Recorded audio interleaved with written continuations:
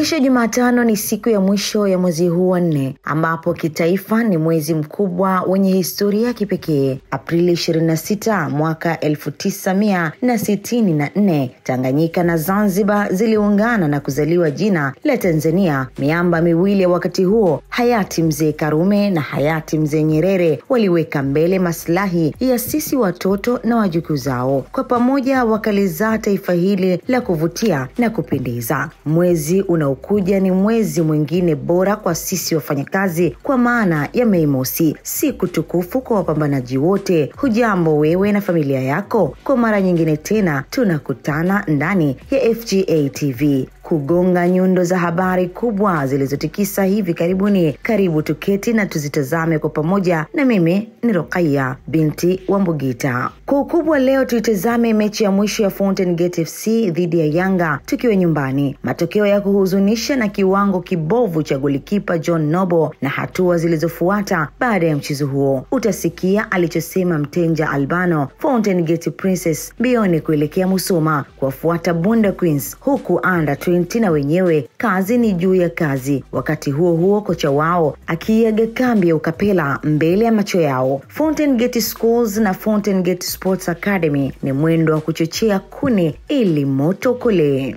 Kwa mara nyingine tena kwenye historia ya mkoa wa Manyara na mji wa Babati ulipata nafasi ya kuhosti mchezo mkubwa wa soka, ambapo timu kongwe nchini ilikuja tena mjini hapo kuwafuata wenye mji wao Fountain Gate Football. Ilikuwa ni Aprili 21, siku ambayo historia ya soka la Manyara iliandikwa tena kwa wino wa rangi ya dhahabu. Fountain Gate FC ilikuwa ikiwakaribisha Young Africans kwenye mchezo wa ligi kuu bara. Kila kitu kilionekana kwenda sawa kwa sisi wenyeji. Maandalizi yalifanyika kwa asilimia zaidi ya 100. Hamasa, morali na hali ya mchezo huo kwa wachezaji na benchi la ufundi ilikuwa juu sana. Viongozi waliendelea kusisitiza kuwa bonus kubwa imeandaliwa kwa wachezaji kama alama itapatikana kwenye mchezo huo, na hapa kuwa na chembe ya shaka kama kila kitu kitakwenda sawa. Usiku wa deni ni mwepesi mno. Aprili 21 ikafika na kila mmoja alikuwa na shauku kubwa. Mashabiki wetu hawakuwahi kuonesha unyonge kabisa kuelekea kwenye mchezo huo, na walikuwa wakitamba na kuamini kuwa leo ni kama siku ile tu dhidi ya mkubwa yule. Imani ya mashabiki kuwa timu yao itafanya makubwa kwenye mchezo huo ilikuwa ikienda sambamba na namna ambavyo mchezo huo ukienda tangu sekunde ya kwanza ya kipenga cha muamuzi kutoka Tanga, Nasor Mwinchui. Hiyo ni baada ya Pascal Kabombe kutambulisha mchezo huo kupitia Azam Sports 1 HD kwa wale ambao waliketi kwenye vibanda umiza, sebuleni pale nyumbani au sehemu za starehe na wakifuatilia kupitia Azam TV. Kwenye matangazo ya moja kwa moja kutoka katika mji wa Babati.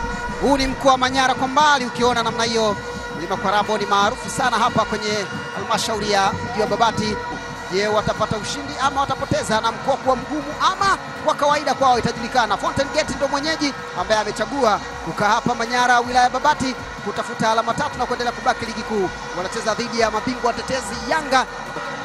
Kila mchezaji alifanya majukumu yake zaidi ya matarajio ya watu wote uwanjani. Kadiri muda ulivyokuwa unakwenda, wasiwasi ukazidi kuongezeka na mashabiki wa Yanga. Hali iliendelea kuwa mbaya zaidi mpaka dakika 27 ambapo Yanga hawakuwa na shuti lolote golini, huku sisi tukiwa angalau tumefanya hivyo mara 2 kwenye lango lao. Wanasema soka ni mchezo wa makosa. Iliwachukua dakika 38 Young Africans kuweza kulisogelea lango la Fountain Gate FC kufuatia madhambi ya Salum Kihimbwa kwa Maxi Nzengeli na kisha makosa makubwa ya kipa wetu John Nobo yaliyowapa nafasi Yanga kupata bao la kwanza dakika ya 38 na kushusha morali ya wachezaji wetu ambao walikuwa imara kwa dakika zote kabla ya makosa yake ya kiudakaji yaliyofanya tuadhibiwe. Wakati wa Tanzania wanajiuliza imekuwaje, kipa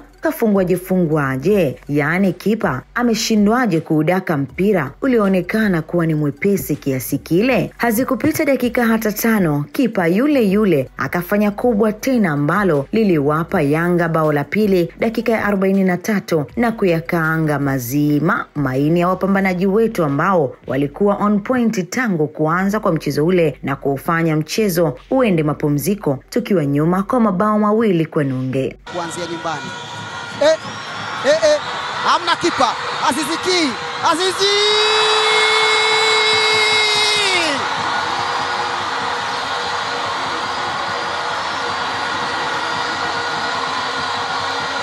Hiyo inaitwa asante kipa hiyo.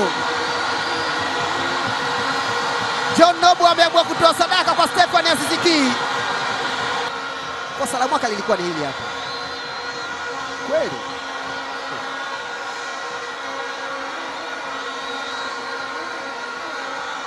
Laumiana uwanjani si jambo zuri, lakini hili kipa lawama hazikwepi.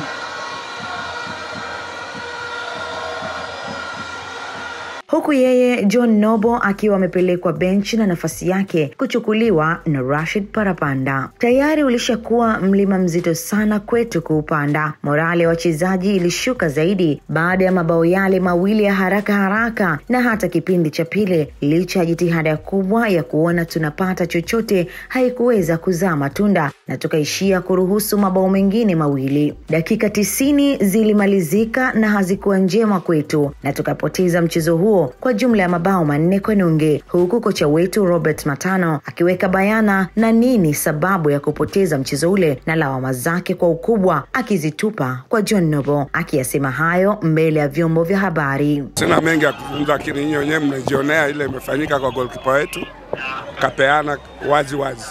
Siwezi sema tumeumiliki Yanga first half, lakini ile hata kama ni timu gani funga bao za kupeana kama hizo, huwezi rudi kwa mchezo haraka sana. Kulingana kwamba wachezaji ambao tunacheza nao wamekufa moyo na goalkeeper ametua kabisa. But kama zile tumefungwa pale si za Yanga, ni zetu. Pressure ilikuwa wapi kwa Yanga ndio useme amedhirika kufunga. Sasa amepigiwa bao hafifu akapeana. Wengine mwenyewe akapeana tena ikafungwa. Sasa Yanga hapo alikuwa na uzito gani? Kwa hiyo ni sisi wenyewe. Wewe ukinipa alafu nikurudishie, unasema ule ambao umerudishia ndio ana uzito, ni wewe mwenyewe. Makosa aliyoyafanya John Nobo yalikuwa gumzo kubwa kuliko sisi kufungwa. Wanahabari kila mmoja alitaka kujua nini shida, na hiyo ikawa sababu pia ya kocha wa magolikipa Abdul Nasri Mzee kusema chochote na Mtenja Albano naye kutoa hisia zake baada ya mchezo ule. Mimi siwezi kuamini na siwezi kusema kwamba kafanya kitu kama hicho kwa sababu sijawahi kupata historia mbaya hiyo kwake. Kwa hiyo mimi ninachokijua mimi mpira na makosa yanafanyika, mtu yote anafanya makosa. Na ile ni mistake imetokea na si yeye wa mwanzo kufanya kosa kama lile. Kwa hiyo ile ni bahati mbaya, naweza tukasema, lakini kama mimi mwalimu nitaona namna kufanya ili kusudi kujua tunafanya marekebisho wapi. Unajua sometimes kuna magoli mkifungwa wachezaji kidogo nguvu kama inapungua. Sasa hii ni game na yote yanatokezea.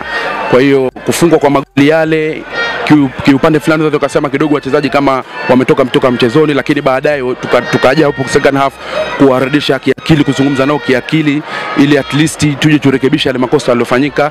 Lakini kiujumla game haikuwa mbaya, lakini bahati mbaya tumefungwa. Wacha tukajipange na mchezo unaokuja. Kuna baadhi ya vitu vinavyotokea uwanjani lazima ujaribu kuhandle.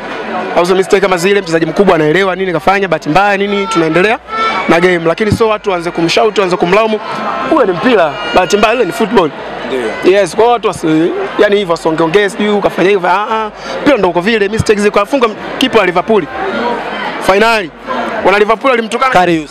Walimtukana, hawajamtukana, hawajamgombeza, au sio bwana? Bahati mbaya. Kwa upande wa management waliona ipo haja ya kuchukua hatua za kumsimamisha kwa muda John Nobo ili kupisha uchunguzi wa mambo ya kinidhamu, ikiwemo kujua nini kilikuwa kinamsumbua hadi akacheza chini ya kiwango kiasi kile. Kupoteza mchezo ule na baadhi ya timu kushinda ambazo tulikuwa tunakimbizana nazo ilitufanya tushuke nafasi moja tena na kushika nafasi ya 12, nafasi ambayo sio rafiki hata kidogo, kwani tukijitikisa kidogo tu tunaweza kuwa kwenye hali ngumu zaidi. Viongozi na benchi la ufundi waliliona hilo na wakatoa oda ya kuwa mapumziko yatakuwa ni siku 3 pekee, licha ya kwamba mechi inayofuata ni Mei 13, siku 3 kutoka Jumanne hadi Alhamisi zikawa zimemalizika, na Ijumaa asubuhi timu ilirejea kwenye maandalizi kuelekea kwenye mechi 3 zinazofuata. Mei 13 dhidi ya JKT Tanzania tukiwa ugenini, Coastal Union Mei 16 tukiwa ugenini pia, na kisha Azam FC Mei 25 tukiwa nyumbani. Na timu ilianza na programu ya mazoezi ya gym, na jana Jumatatu tulianza rasmi maandalizi ya kimbinu kwenye uwanja wa mazoezi. Urejeo huo kwenye uwanja wa mazoezi uliambatana na hamasa za wachezaji ambao wanajua wana kazi ngumu ya kufanya kuinusuru timu kutoka kwenye hali mbaya.